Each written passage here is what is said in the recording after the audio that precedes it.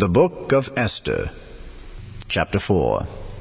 When Mordecai perceived all that was done, Mordecai rent his clothes and put on sackcloth with ashes, and went out into the midst of the city, and cried with a loud and a bitter cry, and came even before the king's gate, for none might enter into the king's gate clothed with sackcloth.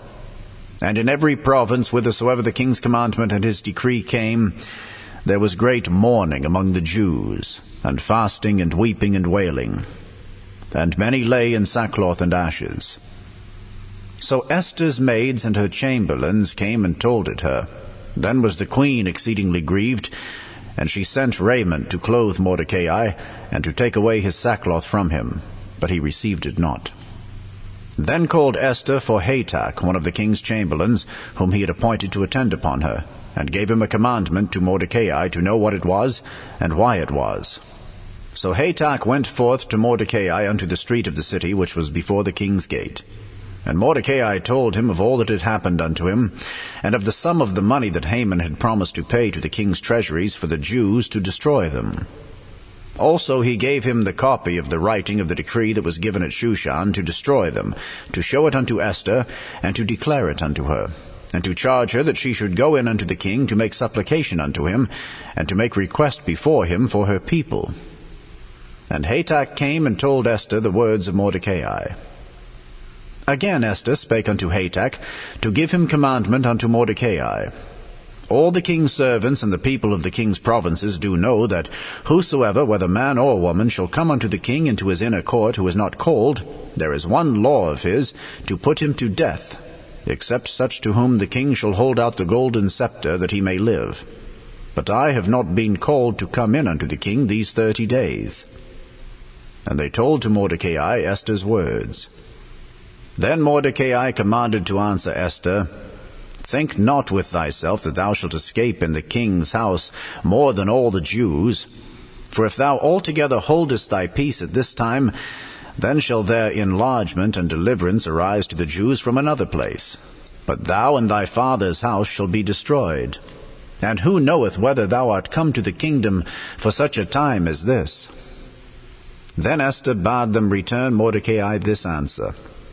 Go, gather together all the Jews that are present in Shushan, and fast ye for me, and neither eat nor drink 3 days, night or day. I also and my maidens will fast likewise. And so will I go in unto the king, which is not according to the law, and if I perish, I perish. So Mordecai went his way, and did according to all that Esther had commanded him. The Book of Esther, Chapter 5. Now it came to pass on the 3rd day that Esther put on her royal apparel, and stood in the inner court of the king's house over against the king's house. And the king sat upon his royal throne in the royal house, over against the gate of the house. And it was so, when the king saw Esther the queen standing in the court, that she obtained favor in his sight. And the king held out to Esther the golden scepter that was in his hand. So Esther drew near, and touched the top of the scepter. Then said the king unto her, What wilt thou, Queen Esther, and what is thy request? It shall be given thee to the half of the kingdom. And Esther answered, If it seem good unto the king, let the king and Haman come this day unto the banquet that I have prepared for him. Then the king said, Cause Haman to make haste, that he may do as Esther hath said. So the king and Haman came to the banquet that Esther had prepared. And the king said unto Esther at the banquet of wine, What is thy petition? And it shall be granted thee. And what is thy request? Even to the half of the kingdom it shall be performed. Then answered Esther and said, My petition and my request is, If I have found favor in the sight of the king, and if it please the king to grant my petition and to perform my request, let the king and Haman come to the banquet that I shall prepare for them, and I will do tomorrow as the king hath said. Then went Haman forth that day joyful, and with a glad heart. But when Haman saw Mordecai in the king's gate, that he stood not up nor moved for him, he was full of indignation against Mordecai. Nevertheless Haman refrained himself, and when he came home he sent and called for his friends, and Zeresh his wife. And Haman told them of the glory of his riches and the multitude of his children, and all the things wherein the king had promoted him, and how he had advanced him above the princes and servants of the king. Haman said moreover, Yea, Esther the queen did let no man come in with the king unto the banquet that she had prepared, but myself, and tomorrow am I invited unto her also with the king. Yet all this availeth me nothing, so long as I see Mordecai the Jew sitting at the king's gate. Then said Zeresh his wife and all his friends unto him, Let a gallows be made of 50 cubits high, and tomorrow speak thou unto the king that Mordecai may be hanged thereon. Then go thou in merrily with the king unto the banquet. And the thing pleased Haman, and he caused the gallows to be made. The Book of Esther, Chapter 6. On that night could not the king sleep, and he commanded to bring the book of records of the Chronicles, and they were read before the king.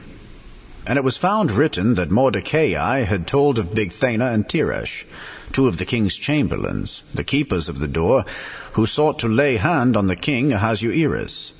And the king said, What honor and dignity hath been done to Mordecai for this? Then said the king's servants that ministered unto him, There is nothing done for him. And the king said, Who is in the court? Now Haman was come into the outward court of the king's house to speak unto the king, to hang Mordecai on the gallows that he had prepared for him. And the king's servants said unto him, Behold, Haman standeth in the court. And the king said, Let him come in. So Haman came in, and the king said unto him, What shall be done unto the man whom the king delighteth to honor? Now Haman thought in his heart, To whom would the king delight to do honor more than to myself? And Haman answered the king, For the man whom the king delighteth to honor, let the royal apparel be brought which the king useth to wear, and the horse that the king rideth upon, and the crown royal which is set upon his head. And let this apparel and horse be delivered to the hand of one of the king's most noble princes, that they may array the man with all whom the king delighteth to honor, and bring him on horseback through the street of the city, and proclaim before him, Thus shall it be done to the man whom the king delighteth to honor. Then the king said to Haman, Make haste and take the apparel and the horse, as thou hast said, and do even so to Mordecai the Jew, that sitteth at the king's gate. Let nothing fail of all that thou hast spoken. Then took Haman the apparel and the horse, and arrayed Mordecai, and brought him on horseback through the street of the city, and proclaimed before him, Thus shall it be done unto the man whom the king delighteth to honor. And Mordecai came again to the king's gate, but Haman hasted to his house mourning, and having his head covered. And Haman told Zeresh his wife and all his friends everything that had befallen him. Then said his wise men and Zeresh his wife unto him, If Mordecai be of the seed of the Jews, before whom thou hast begun to fall, thou shalt not prevail against him, but shalt surely fall before him. And while they were yet talking with him, came the king's chamberlains, and hasted to bring Haman unto the banquet that Esther had prepared. The second epistle of Paul the Apostle to the Corinthians, Chapter 10. Now I, Paul, myself beseech you by the meekness and gentleness of Christ, who in presence am base among you, but being absent am bold toward you. But I beseech you that I may not be bold when I am present, with that confidence wherewith I think to be bold against some, which think of us as if we walked according to the flesh. For though we walk in the flesh, we do not war after the flesh. For the weapons of our warfare are not carnal, but mighty through God to the pulling down of strongholds, casting down imaginations, and every high thing that exalteth itself against the knowledge of God, and bringing into captivity every thought to the obedience of Christ, and having in a readiness to revenge all disobedience, when your obedience is fulfilled. Do ye look on things after the outward appearance? If any man trust to himself that he is Christ, let him of himself think this again, that as he is Christ's, even so are we Christ's.